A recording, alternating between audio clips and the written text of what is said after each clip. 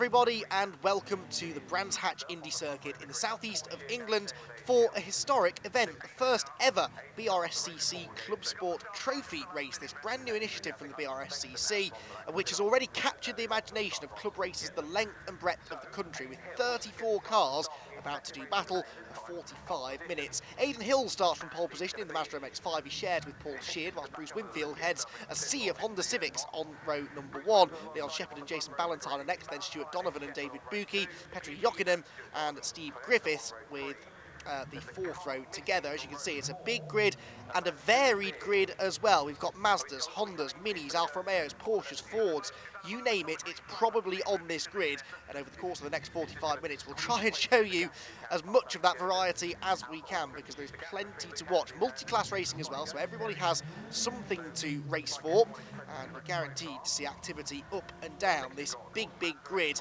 Brands Hatch circuit here in the Garden of England, playing host to this historic race.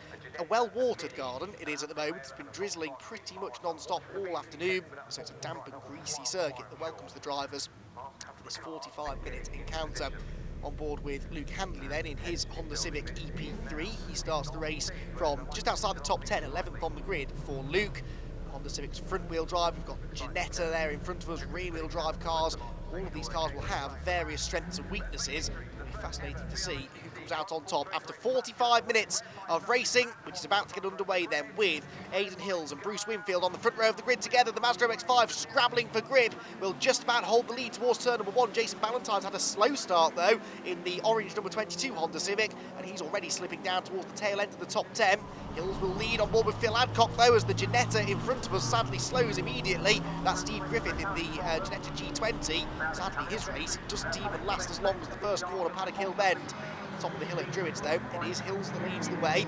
Second place will be Bruce Winfield, as it was on the grid. Then it looks like it's the Mini of Petri Jokinen who's had a good start, sliding over the curb on the exit of Druids for the first time as they drop down the hill, and off goes the VW Beetle and into the barriers, unfortunately for the car that is shared by the pair of Severs, another one of several family teams out there at the moment. Not sure which one took the start, but sadly they're in the barriers already.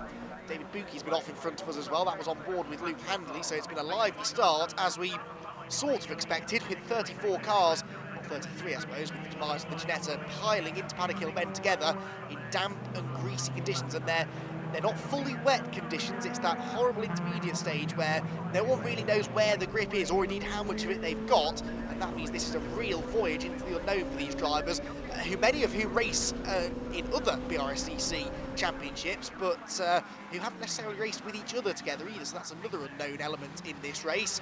But most of them have survived the first lap. Steve Griffith hasn't, sadly, but that was due to a mechanical failure, we have to assume, of some sort. The rest of them, though, make their way through Paddock Hill Bend for the second time, still trying to find out where the best line is going to be. On the inside line there goes the BMW number 210, and that is the Dalgarno and Dark shared E36 328i. One of maybe about a dozen or so cars that are being shared by two drivers. The Toyota Celica up the inside there. Jason Ballantyne in danger of losing out, but around the outside of Graham Hill Bend, he just about finds enough grip to stay ahead of Stuart Donovan, and actually David Buki might be able to follow him through as well. Goes to the outside through Surtees corner. That's a very quick left-hander, but it buys him a ticket to the inside line into clearways. We're all sort of stacking up though behind one of the Ford Fiestas. I think that might be Leon Shepherd's number 46 example, which was the best placed of the Fiestas on the grid. And he seems to be struggling a little bit in these conditions, sort of backing up everybody behind him. Across the line they go. The Celica now fighting back around the outside line of Stuart Donovan, number 12. That car may be a bit quicker in a straight line than some of the cars around it, but they perhaps have advantages other parts of the track. Griffith getting out of his Ginetta then, so yellow flags still out on the entry to Paddock Hill Bend, so no overtaking permitted on the way into the corner, but on the exit of the corner you most definitely can overtake, and it's 3 wide. Up the inside comes the BMW in contact with Jason Ballantyne. Saves it though, one of the joys of front-wheel drive cars, is that you can just plant your right foot down on the accelerator, steer into the slide, and 9 times out of 10 it will correct itself, as indeed was the case there, but that was very close indeed. And the Dalgarno and the Dark BMW was, I think, a little ambitious there maybe, but it's fighting back again now, having initially lost time. It's on the inside of David Buki into the left-hander at Surtees, and Buki Again, the grip is on the outside line. The rain seems to be getting heavier now as well, so these full wet weather lines are probably going to become the quickest way around this deceptively tricky Brands Hatch Indy circuit. It's not the longest circuit in the country, at only 1.2 miles, but there's a bit of everything really, including that always daunting first corner at Paddock Hill Bend. More cars starting to join in the fight now, on board with the number 29 BMW then, which I think has been started by Phil Adcock.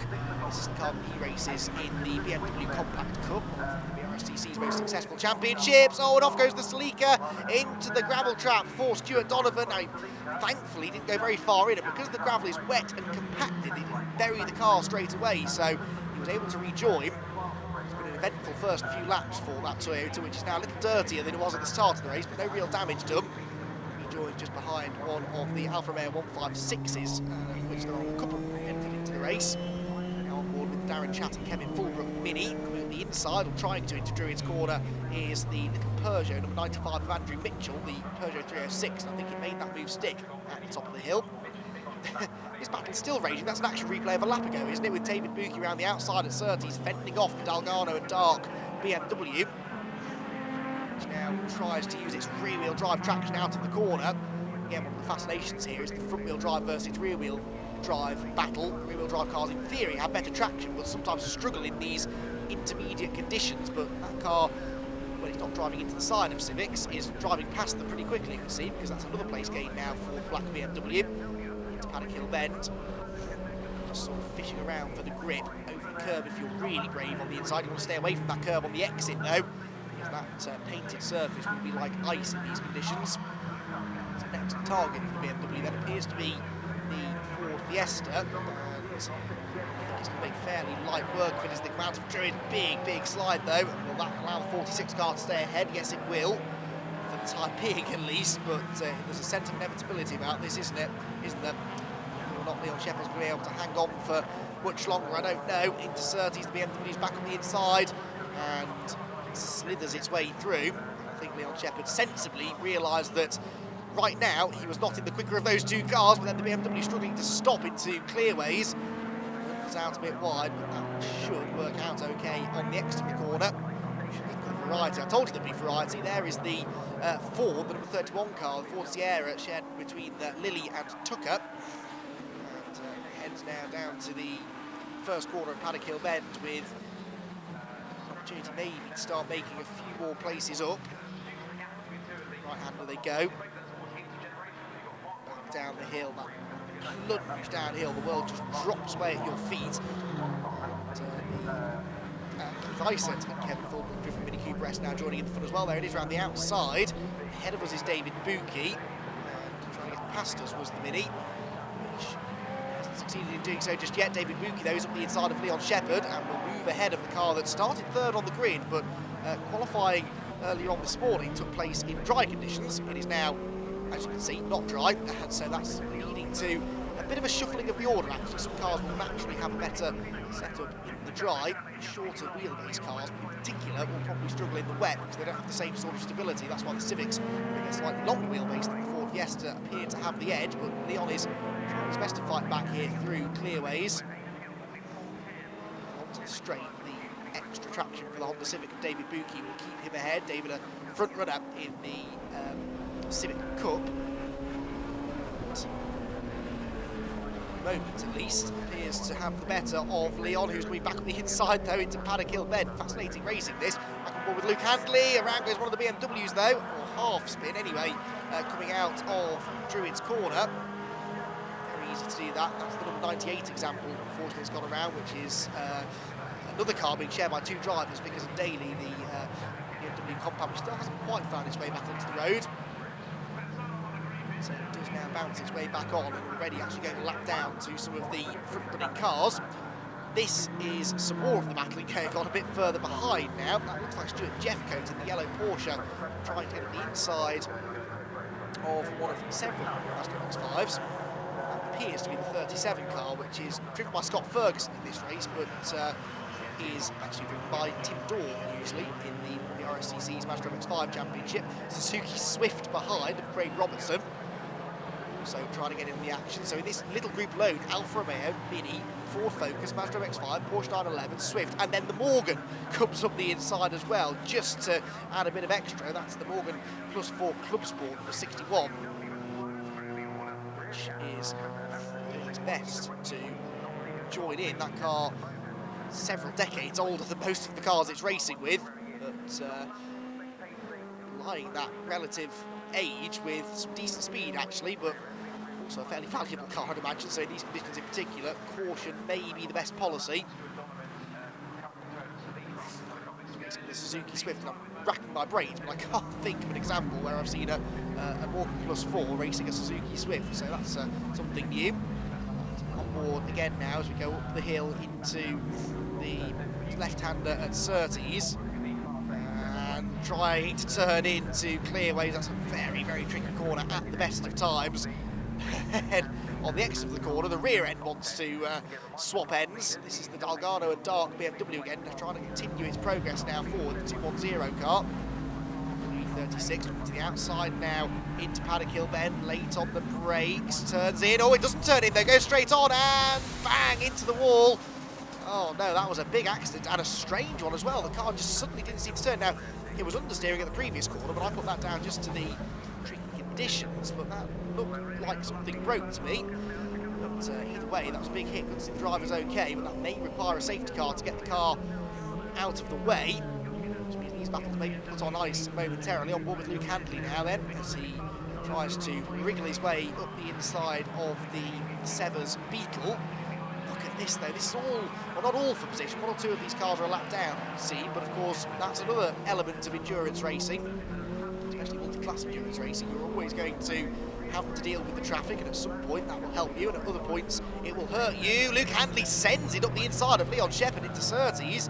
That was a brave move. Normally a corner you do a huge amount of braking for, but in these conditions you have to, I guess. Well, now Darren Chatham, Kevin Fulbrook Mini R53 going up the inside of the Phil Adcock driven BMW E36. Phil is a long-time racer in the Compact Cup. That car can be quick on its day. Just trying to make sure that everything goes to plan for now. No need to get involved in any unnecessary contact at this early stage. We're already seeing a few drivers and a few cars fall by the wayside. Also, I believe, have lost the number 81 Mini somewhere, the nice Kevin Fulbrook car. Then the Ford Sierra makes a move. It's the Lilly and Tucker number 31 car, which started, they start 26th on the grid, they started, but they've made some real progress. They're actually now knocking on the door of the top 10. Ford Sierra, though, which I think I'm right in saying is one of the four-wheel drive versions, so that will explain probably why it's going so quickly in these very, very treacherous conditions. But the safety car, unfortunately, is going to stymie their progress, but that is understandable with the BMW off in the tyre wall at Paddock Hill Bend. So the safety car is called for, and this of course will have the effect of bunching everyone back together. Aidan Hills, I can tell you, was leading the race in the early stages from, I think it was still Bruce Winfield in second position. But any gap that Aidan had pulled over him, and you can see there it was a fairly sizable one, there were a few back markers between them, that will now be eradicated. There's Aidan Hills, then the next car in line is the 37 car of Scott Ferguson, then the Suzuki Swift of Craig Robertson, both of whom are a lap down at the moment, so that's not for position. That's therefore a very handy buffer that he's got over his nearest driver at the moment, Bruce Winfield, back on board with the 29 BMW, which was driven at the Brands Hatch round of the BMW Compact Cup by David Chapman to a top 10 finish. Now, though, unfortunately, has been trapped a lap down. It was unfortunate, though. If the safety car had come out a lap or two earlier, then Phil might have just been able to hang on to the lead lap, and that could have given him an advantage in his class, of course. Worth mentioning as well that Aidan Hills, the race leader, is in Class C, whereas the Honda Civics that made up the bulk of the front of the grid are running in Class B. So the Class B cars, not quite a one-make Civic affair, because the Mini of Terry Jokinen, for example, Mazda MX-5 of Scott Ferguson, they're all in Class B as well. Car that's off Paddock Bend was one of our front runners in Class C. That probably elevates the Herndon Alfa Romeo 156 into one of the top positions in that class, I'd say. Aidan Hills, front runner in the BRSCC Mazda MX-5 Super Cup, championship contender in fact this year in the MX-5 Super Cup. Several races already in his 2019 campaign. And he is weaving that car very aggressively to try and keep the heat in the tyres. They're all running on grooved tyres. That's one of the regulations in the Clubsport Trophy, no slick tyres. So the cars will all run on the same tyres regardless of what the weather does. But of course, if you go to that same, have more grip in the try. They are grooved tyres, but it's almost a semi-slick really. So the MX-5 Mark III of Aidan Hills, and a rare opportunity actually to see the Mark 1 and the Mark III MX-5 side by side. There's another Mark 1 car there of Jake Styles, another car we see racing frequently in the MX-5 Championship. And you saw there were a good 5 or 6 cars between the top two, backmark cars this is, between the top two in the race. So that's definitely going to give Aidan Hills an advantage on the restart as and when we get it. And there is a pit stop window that needs to be adhered to here as well. So if the pit window opens whilst we're behind the safety car, that could also, and yes, look at that, right on cue, some cars are heading for the pit lane, so Luke Handley is one of them. This is almost certainly going to jumble up the order though, because I don't think everyone has come in. See, the Petri Jokinen Mini is in, so too I think was Bruce Winfield in one of the orange Honda Civics. The question really is whether or not Aidan Hills came in. In is the Toyota Celica of Stuart Donovan. Nick Shepherd's come in, everybody pouring down the pit lane to get their mandatory stop out of the way, and it makes sense to do it now because under green you're liable to lose a lap by pitting. Now of course when everyone else pits you get that lap back, but if there's a safety car in the meantime you can quite easily get trapped a lap down, whereas pitting behind the safety car gives you a free pit stop because you should get out without losing a lap, and then because the safety car lap is slower of course than the green flag lap, and then you ought to then be able to catch back up to the back of the Crocodile. So anyone who hasn't just stopped is likely to be at the disadvantage. Stuart Jeffcoat in the Porsche 911, one of the oldest cars on the grid. I'm pretty sure the Morgan, Folks and Gavin's number 61 Morgan is probably the oldest car on the grid, but certainly one of them. David Buki there then in his Honda Civic, though, appears to have stayed out. So there is a bit of a split strategy here maybe. Won't play out fully until we get to the end of the race. It is only 45 minutes, which is a sort of very much a mini endurance race rather than endurance race in its purest form, but 45 minutes is a longer time than most of these drivers will spend in their cars at any one given moment. So the safety car coming in then, it looks as though the 137 car, well the 37 car I should say, Scott Ferguson is leading the race. He isn't, he is a lap down. I'll try and figure out for you in a moment who is leading the race. This is the Chatham and Fulbrook Mini then coming through, but of course the race leader Aidan Hills therefore must have pitted because he was the first car behind the safety car. He's no longer there, so most of the lead cars did dive for the pit lane. Then comes the 26 Mini. It's on our Motorsport Run car. That's a fascinating view looking rearwards from the car. See the chasing pack behind. Through as they go. Suzuki Swift there, trying to find a way past the Andrew Mitchell-driven Peugeot 306, and there, possibly, is the race leader, I think, and that will be Bruce Winfield. Bruce Winfield, I reckon, has come out of this with the race lead after pitting there, so he works his way down the back straight, and there, I think the second of the Civics, which possibly was Luke Handley, might be in second position right now, but obviously this is all, it's all been changed around completely because some people have had quicker pit stops than others, some just haven't stopped at all. Oh, what around goes the BMW there, right in front of one of our front runners by the looks of it, and deposits itself very neatly into the gravel trap. Now, which of the BMW compacts might that have been? Can't figure that out at the moment if we can, but they possibly are going to find themselves stuck there. I reckon that was James Stanbury, wasn't it? That's certainly James Stanbury's car. And yeah, James, the only driver in the 79 car this weekend, so it must have been him. And around now goes number 41, another spin at a similar part of the circuit, just on the exit of Clearways that time. And off has gone Bruce Winfield. Bruce Winfield, the race leader, off at Druids, and that's real drama. So any advantage that he gained from that pit stop has now disappeared. He'll definitely have lost some places there, so Bruce Winfield doing his best to throw this away, it would seem. That was all on his own too, but Druids is such a tricky corner, especially in the wet, because you're braking uphill, and then as you turn in, the ground levels out and you lose all traction, particularly in a front-wheel drive car. The rear wheels just get light and so easy to spin around. Is exactly what happened there. So, and then there's another moment now at Paddock Hill Bend. That's one of the several Mini Coopers that we've got on the grid. That was the 23 example with a good save. That's the Turner and Ward Mini Cooper S. And there is Jason Ballantyne then, heading up the inside of the Scott Jeffcoat Porsche 911. Some good battling going on into Paddock Hill Bend. That's the Keith Ice at, sorry, Kevin Fulbrook Mini staying well out of the way of car number 7, which is the Bugner shared Ford Focus. We already had a fairly lively racetrack with multi-class racing and lots of different variety of cars, but throwing that safety car, which is further jumbled the order, and quite frankly, it's a battle of survival now. Not a good run out of the hairpin there. David Buki takes advantage. In the number 51 on the Civic. Always a good chance it would be on the Civic that won this race because there were so many of them out there, but they've got to survive, on board with Luke Handley now as well, who's also part of this scrap. Turns his way through then the Class B Honda Civic to Clearways, desperately trying to find a way past the number 7 Ford Focus, the Bugner car, and there's a Mazda MX-5 in there somewhere as well.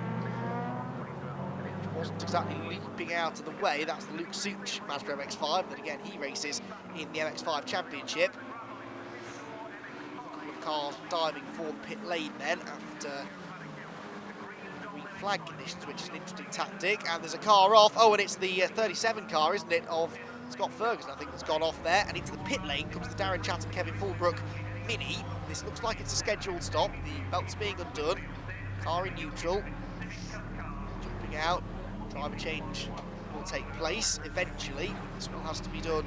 It's a minimum pit stop time that all teams have to adhere to. You can't spend any longer in the pit lane. Sorry, you can't get out of the pit lane too quickly. Everyone has to be in there for a certain amount of time. And if you beat that pit stop time, you'll be in trouble.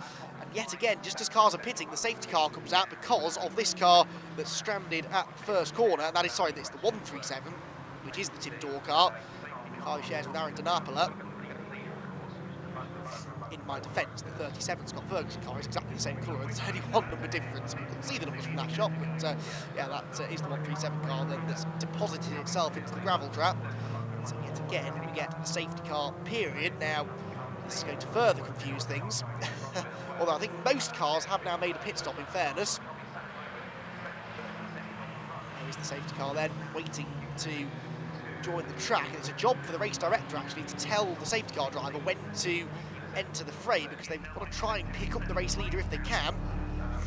Chatham Fulbrook Mini waiting now. The service has been done, the driver is in, but they can't leave until that minimum pit stop time has been done. Now it has, so on their way they go. And they should beat the safety car queue out as well, so that will work in their favour, no doubt. I think it's highly likely we're going to see an end result that no one really predicted, because the oh, it didn't quite beat the safety car out. Look at that, that was unfortunate. So the safety car was coming past, and the red light therefore went on at the end of the pit lane. Oh, and now that's James Stanbury, who's off again at the same part of the circuit. He's done that under safety car, which is never advisable. So James Stanbury furious with himself or somebody, but that he's got about an extra, I don't know, 10, 12 feet around the corner, and then gone off at the same corner he went off at before. So the live snatch vehicle is deployed. The bonuses in racing, so we're like Brands Hatch, is that we have this live snatch in operation. So if you go off into a gravel track, predominantly at Clearways or Paddock Hill Bend, but also at Druids, there is a live snatch vehicle. The JCB can go out and hoik you out, and that means that under race conditions, it can usually be handled under yellow flags rather than having to deploy a full safety car. It doesn't look like that Mazda of Aaron Dinapola and Tim Dorr was going to be moved under live snatch from Paddock Hill Bend. They needed a full tow, so that's why the safety car was called for. So James Stanbury's been hooked out to the gravel again. Now carries on his way. Will he go into the pit lane just for a check-up? May as well, whilst the safety car's out. And he'll go out and do it all over again. Hopefully not repeating the gravelly moment. So, Napala and Door Mazda is also out of the way now, so we hopefully should go racing again fairly shortly. And yep, right on cue, the lights are out on the safety car. Right, let's try again. Do we have the race leader at the front of the queue? That's the question. Well, I fear the answer to that is probably no, because that looks to be the 42 Mazda MX-5, is it? That's at the head of the queue. Jake Styles is up there as well, with the Chatham Fulbrook car, which was released in the end into the Crocodile, a few cars in. Flag flies once again, race back underway then to Paddock Hill Bend, and speed building, no overtaking before the start finish line there, so you've got to time that right. If you're stuck behind a slower car, doesn't matter, you're not allowed to overtake them until you cross that start finish line. Then the move can be executed. Look at this, yeah, this is exactly what we're seeing behind. Some people are more awake at the restart, and some are simply going quicker at the restart than others, and they are not allowed to overtake the slower cars until you cross that line. Very often cause trouble. So these are the cars that I think are going to be debating the race victory come the end of this race. The Honda Civic Brigade. There's Bruce Winfield, who will probably have been fairly grateful for this safety car period. This is the lead battle then between the various Civics. Looks like it's Luke Handley that's in front of the queue, then David Buki, then Bruce Winfield, and then Petri Jokinen is right behind them. All of these cars on the lead lap as far as we can tell, so this is the fight for the lead of the race. Heading down the Cooper Straight into Surtees. So it is 3 Honda Civics then to the 4. Which one of them is going to win, or will someone else be able to come through from behind? I'm intrigued to know what's happened to the Aidan Hills and Paul Sheard Mazda MX-5. Well, that's it, I think, in the background maybe. So they, somewhere along the line with these safety cars and pit stops, have lost a lot of ground because, of course, they were leading the race, and they're quite clearly not now. On board with Luke Handley then.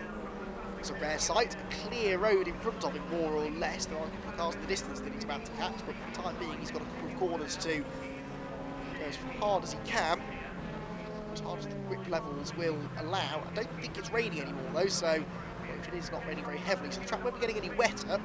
It's certainly not going to dry out in the remaining 10 or 12 minutes of this race.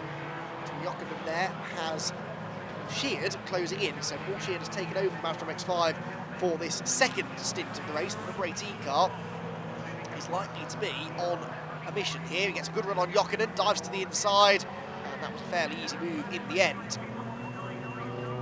As it gets drier, that may favour the rear-wheel drive Mazda as well, so this race could yet fall back into their lap, and they've got an awful lot of overtaking to do to get to the front. Aidan Hills will be watching on from the pit lane with interest, but nerves as well. They'll both be desperate to try and win this first ever BRSCC Clubsport Trophy race, which will, I think, go down as a success. I think I can already tell you that, because it's been fantastic to watch. Great racing, and I keep repeating this, but great variety, and that really does add something special to the spectacle. There's a lot to be said for one-make racing, but and a lot of these cars do come from one-make racing backgrounds, same with the drivers, so this is a nice opportunity to see them all mixing together. That was a move that I don't think was for position on the Honda Civic, but it's all getting very congested. The 41 Mazda MX-5, and that's the English and Sykes Mark II MX-5, which we don't see many of on the racetracks of the UK. It's nice to see that car out there. It's best to get out of the pay and getting sandwiched by 2 of the quicker cars putting a lap on it. Back with Luke Handley then. In Class B, of course, also fighting for the lead of Class B as well as the lead of the race overall, and the Civic slides out wide. Buki and Winfield still right behind. I say right behind, there are a few car lengths behind at the moment, but there comes Paul Sheard, almost with them, and off has gone. Oh, it's the one of the other Civics, isn't it? That's the 133 car that's now found the gravel trap of Andy Hart. That's the car that was just overtaken by Paul Sheard. Was for position that move in the end, so we need another safety car. Let's hope they can cover it under live snatch. Back with the Phil Adcock, number 21 BMW. To clear lanes around the outside line. That's where the grip is in these very greasy conditions. And greasy is now the word, isn't it? Bruce Winfield then around the outside of David Buki. Who's coming? Paul Sheard leaving larger and larger in their mirrors. I think he's going to get to these two before the flag. Got maybe 10 minutes to go-ish, so they're Certainly going to get caught, I'd say, by Paul. The question is whether he can clear them quickly enough to catch this man, Luke Handley, the race leader. Comes upon the yellow flag zone and clearways and gets very, very sideways indeed. Plants the throttle, gathers it together. It's always frowned upon under yellow flags, but it's so tricky out there. I think you can always be forgiven, and sometimes if you lift off mid-corner, especially in a front-wheel drive car, that can unsettle the rear of the car anyway. Buki and Winfield, meanwhile, still side by side, and Winfield, I think, is going to go through into second place here then. Into paddock. Yep, makes it stick, and Paul Sheard, like an absolute rocket, is starting to catch up. Paul Sheard, to many, is Mr. Mazda MX-5 because he has been running cars and racing cars in MX-5 championships for many a year now. One of the top teams. Oh, he gets into the back of David Buki, I think, there, though, who seemed to break a bit earlier than Paul was expecting for Druids. And now look at this, the top 4 cars are absolutely together because Bruce Winfield has caught Luke Handley, and he's, of course, taking Buki and Sheard with him. Oh, and off wide there, that's 93, I think, running out a bit wide over the curb. One of the many BMWs on the grid. Handley losing out to Winfield. Winfield goes through on the inside at Surtees. And unfortunately, there was a little that Handley could do there, but Winfield again gets to that yellow flag zone and just the car won't turn. Oh, now you can't overtake on the yellow flags, and David Buki will know that. He'll have to give that place back, I think, probably to Luke Handley, but Paul Sheard's almost pushing him through the corner, so we're interested to see how that one works out, because the live snatch was still underway there at Clearways. Sheard opts back out of it. Luke Handley closing back in on David Buki now into Paddock Hill Bend. Is David moving out of his way? No, he's going to keep on pushing, and so too is Paul Sheard, who goes straight round the outside of Handley. Here of both of the cars sliding out from underneath them. So Sheard now into third place and immediately looks up the inside of Buki for second, and again nearly clatters into the back of him. Sheard knows that he can win this race, but he needs to deal with these two quickly. He's looking at the inside down towards Graham Hill Bend. There's traffic ahead for the race leaders as well. This could get interesting. One of these cars is the Focus and Gavin's Morgan, which Paul Sheard goes round the outside of, and goes round the outside of David Buki as well, and Buki could get pinched to the inside between the back markers. Oh, it's actually Sheard, though, that finds his path blocked, and then they get into a yellow flag zone, and again, they have to sort this all out pretty quickly, and Sheard knows he can't really overtake that Mini, so this is fascinating stuff, and, well, the yellow flags aren't helping the situation here, definitely, but David Buki there almost came a cropper from all of that, but he ended up fending off Paul Sheard. It was Sheard in the end that was further delayed by the traffic. Luke Handley, unfortunately, has been well and truly booked. Jason Ballantyne now appears to have caught him. Ballantyne's been setting some good lap times of late too, so he might be able to jump into a podium place before the end yet. There's still enough time for things to shake out here. Sheard has really got this outside line working through Paddock Hill Bend, but then Buki saw it coming, moved over to cover. So Sheard goes to the outside again. He's just so much later on the brakes. The MX-5 are quite a bit lighter, of course, than the Civic, which in the wet doesn't always help, or they always lean on each other off the corner. Super, super close. And Sheard goes through. That was full commitment stuff there. As I said, doesn't want to waste any time. May be aware of what position he's in. They've got pit boards, but no ship-to-shore radio. With all the safety cars, it was a bit confusing in the middle part of the race as to who was doing what. So Paul Sheard may not know which of these cars is the race leader. He's just going to keep on overtaking people until the checkered flag and hope for the best, I think, really. So the car off there now, I think, possibly at Clearways, and Luke Handley nearly joins them in the gravel trap. His car really isn't happy in these tricky conditions through that part of the track. This car, though, despite its spin earlier on, looks fairly comfortable now. Bruce Winfield with a decent margin, looking good for the race victory as we go into the final 10 minutes now. Count no chickens just yet, because Brands Hatch in the wet is capable of catching even the best of drivers out. Talgarno, no, this is the Mini, excuse me, isn't it, that we're on board with coming through the right-hander at Druids.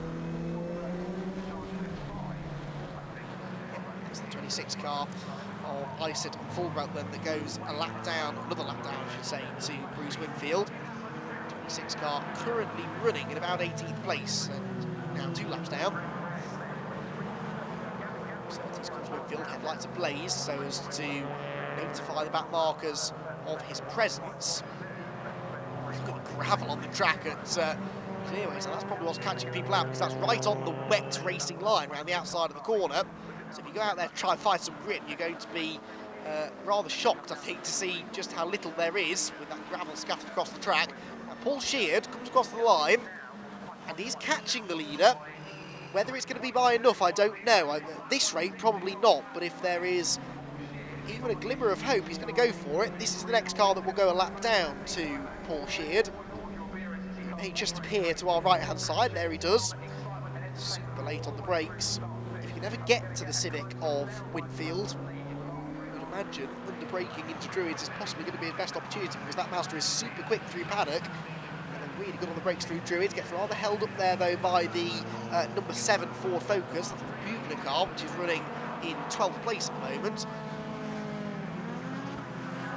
So, he still hasn't got through, now he goes around the outside through Surtees. That will have cost Sheard a second or so there, and that's it, that time has gone now, there's no getting that back. You have to now wait and hope that the car you're chasing also encounters some traffic that holds them up.